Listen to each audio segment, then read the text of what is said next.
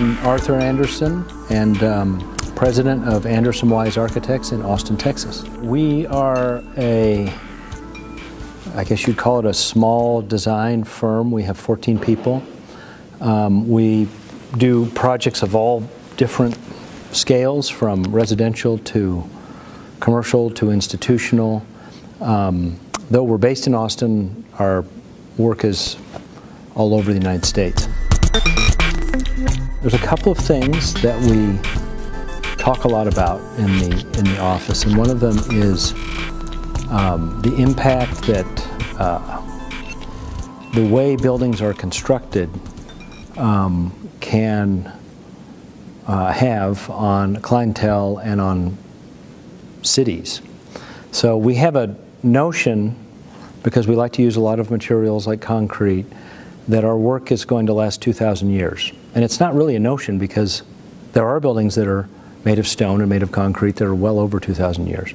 So we go into every project with the premise that we're going to make decisions about the materiality of the building that will look better over time, not worse. And this informs us in a lot of the decisions that we make.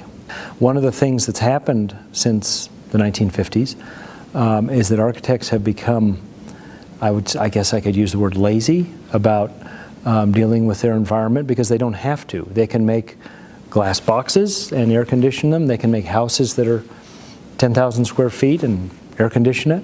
So we kind of are ratcheting that back and trying to make decisions that are much more elemental.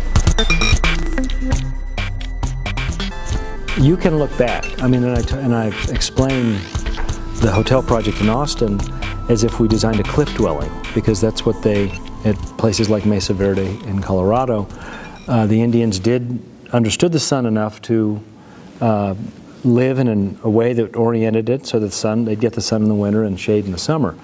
So those are kind of basic principles, but within today's technology, another thing that impacted that project was the performance of the glazing. And it's there are tremendous advancements that are being made in glazing performance that are available to architects today.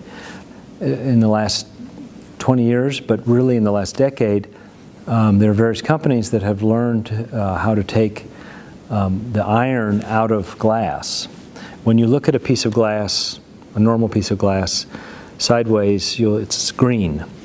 And there are companies like Schott, which is a German company, that have pulled the iron out. They have iron-free glass, and when you look through a piece of their glass, it's absolutely clear. So you can imagine over what that does, not only from the view from the inside, but the way it looks from the outside. We can really control how we want the glass to be reflective, because we're starting at a baseline of clear rather than a baseline of green. So coloration, pigmentation of your view and your experience in the building becomes much more sophisticated.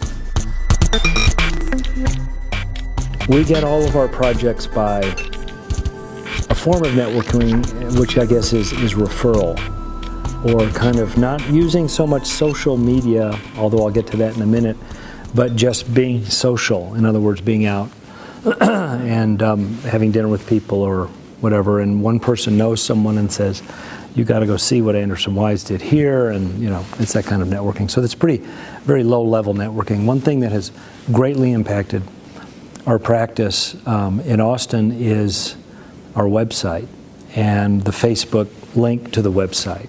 And there are people in my office that know how to do this, so you can get into that, and it's amazing. We'll get 3,000 hits on our website every week.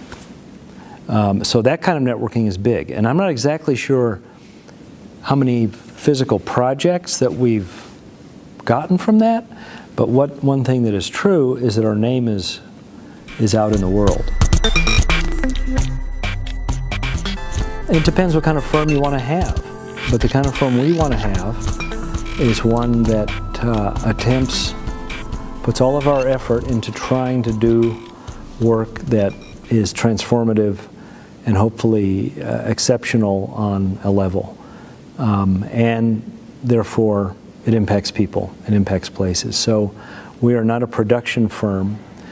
I often joke about us not even, sort of being a nonprofit because we put our energies into trying to make these projects as good as we can, which is frustrating sometimes, but the beauty of that is that if your work increasingly tries to reach that level, people will come to you to do their projects. And in the end, that's what architects have to offer.